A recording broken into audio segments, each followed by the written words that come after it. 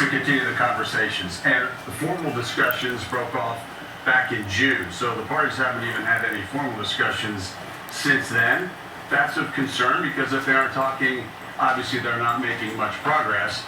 There's a political dimension to this, of course, and I'll leave that to the administration to share their perspectives. Our view is, without regards to the positions of either side, either the unions or the shippers, American USMX, we think they ought to be talking to each other and recognize that this has got a ripple effect way beyond retailers, and our members have done everything they can to mitigate, to guard against what might happen.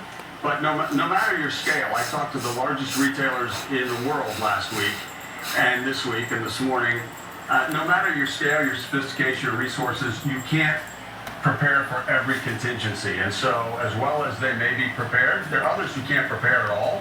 And that's going to have a ripple effect on families, on American workers across the economy that we just don't really need at this point in our economic cycle.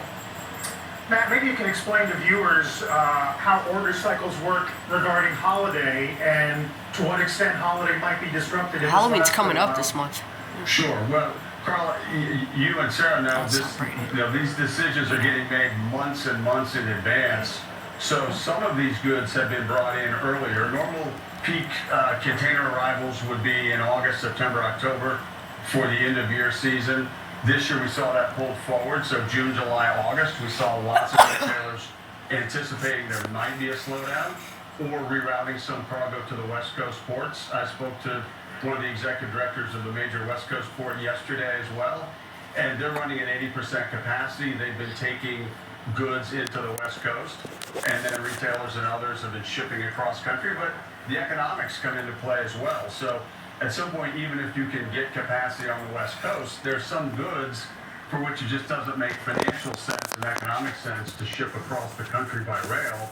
And if they're not here by the fourth quarter, they're not going to get sold. And I guess the other point that's worth remembering is that the way a slowdown or a stoppage works, it's not a linear process. So if the ports are closed for 1 day or 2 days, they don't recover in 1 day or 2 days. This grows exponentially. It compounds every day with a global supply chain. Just because we close down 40 ports on the East and Gulf Coast, the rest of the world keeps working. The ships keep coming, the factories keep producing, and clearing that backlog takes months. In 2002, the West Coast shut down 11 days, took 6 months to recover from that. So any day that goes by without continuing flow of goods, I think it's going to have a real consequence for the economy. This, I think, is something that's going to become very real tonight when you do get the port strike that starts. Most people don't even realize, even on Wall Street, that there hasn't been any communication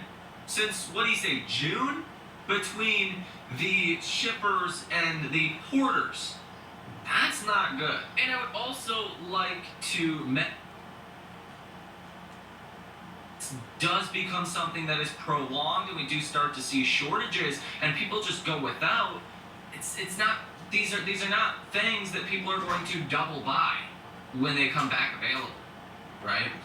So that becomes a problem for the producers that make those goods, because if people go without, then they're not going to sell more. That's going to be a hit to their overall business. And I'll tell you confidently, markets are not pricing in that risk as of now. That said, we did have some data that came out today. We had Chicago PMIs that came in a little bit better than expected.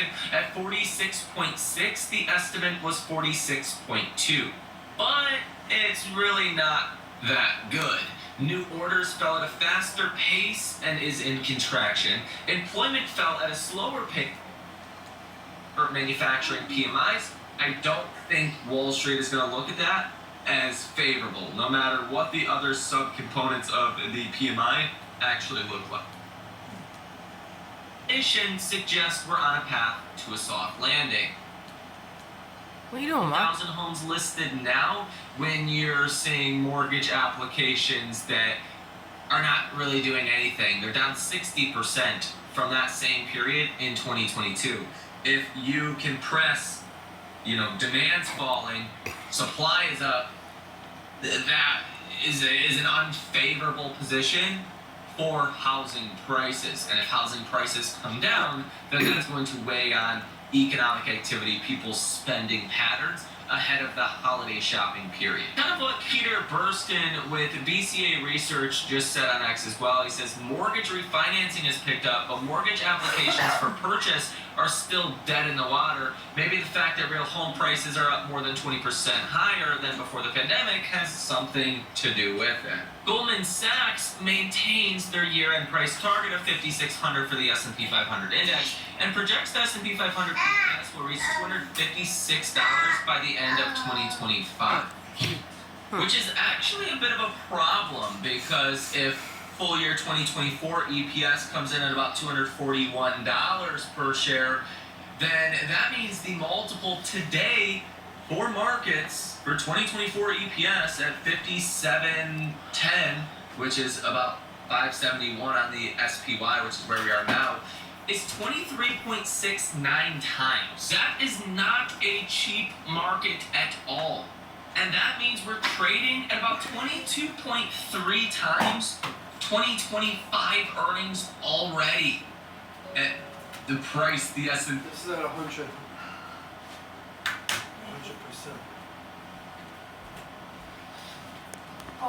Michael, I'm having dreams that the economy is gonna crash. What? I'm having dreams that the economy is gonna crash and that we're not gonna have any food in the supermarkets. The shelves are gonna be empty.